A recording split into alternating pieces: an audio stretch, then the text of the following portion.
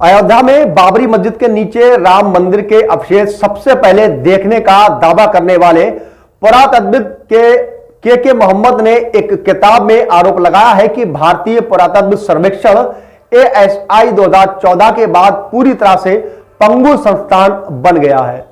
बहरहाल पूर्व केंद्रीय संस्कृति मंत्री महेश शर्मा ने इस आरोप का जोरदार खंडन किया है। शर्मा ने पुरातत्वविद के खिलाफ कार्रवाई की चेतावनी भी दी है। बता दें कि के मोहम्मद 1976 से 77 में अयोध्या में प्रोफेसर बीबी लाल की अगुवाई वाले पहले खुदाई दल का हिस्सा थे। उन्होंने 1990 में एक अखबार में छपे लेख में पहली बार माना था कि उन्होंने बाबरी मस्जिद के नीचे राम मंदिर के अवशेष देखे थे। भारतीय जनता पार्टी के लगातार दूसरी बार केंद्र में सत्ता में लौटने के बाद उन्हें 2019 में पद्मश्री से सम्मानित किया गया था। हाल ही में प्रकाशित उनकी आत्मकथा इन इंडिया आई एम में उन्होंने लिखा है कि भाजपा सरकार के पहले 7 वर्षों के दौरान ASI पंगु संस्थान बनकर रह गया है। इस आरोप के बारे में पूछे जाने पर शर्मा ने कहा कि मैंने किताब पढ़ी है, इसकी समीक्षा कर रहा हूं, मैं आवश्यक कार्रवाई करूंगा।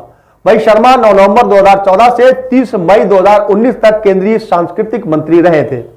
पुरातत्वविद ने यह भी आरोप लगाया है कि 2014 में भाजपा सत्ता में आई तो उसे अधीक्षक पुरातत्व को वित्तीय निधि 25 लाख रुपए से घटाकर 3 लाख रुपए कर दी, जिसके कारण वे स्मारकों और मंदिरों में कोई संरक्षण कार्य नहीं कर सकते तथा हर छोटी चीज के लिए उन्हें दिल्ली के कार्यालय प्रमुख का मुंह ताकना पड़ता है।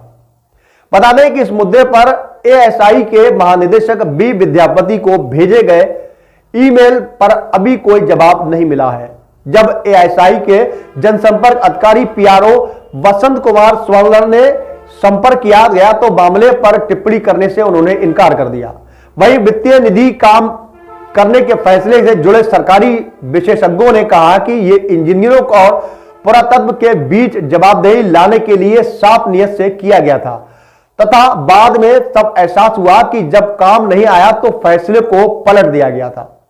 वहीं वरिष्ठ पुरातत्वों के एक वर्ग ने यह भी ASI को निरंकुश और अति केंद्रीकृत प्रशासनिक व्यवस्था पर आरोप लगाया है। ASI के स्मारक और मंदिर धरोहर के पूर्व निदेशक एन ताहिर ने कहा कि 1980 के दशक से 2020 तक 3 दशक से अभी अधिक समय तक विभाग में काम करने के बाद हमने लोगों की नजर में ASI को एक प्रमुख संस्थान के माध्यमिक या सहायक संस्थान में बदलते हुए देखा है।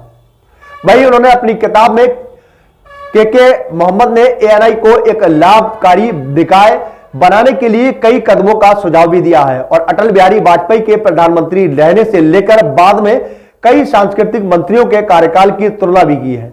उन्होंने सांस्कृतिक मंत्री के तौर पर जगमोहन के कार्यकाल को ASI का स्वर्ण काल बताया है। उन्होंने कहा कि जब जन भावनाओं की लहर की मदद से नरेंद्र मोदी सत्ता में आए तो आम जनता को दोबारा वही देखने की उम्मीद थी। तो उन्होंने जगमोहन के कार्यकाल में देखा देश भर में सांस्कृतिक प्रेमी संस्कृति के क्षेत्र में बदलाव देखने की उम्मीद कर रहे थे, लेकिन यह सब भ्रम है और भ्रम ही साबित हुआ है।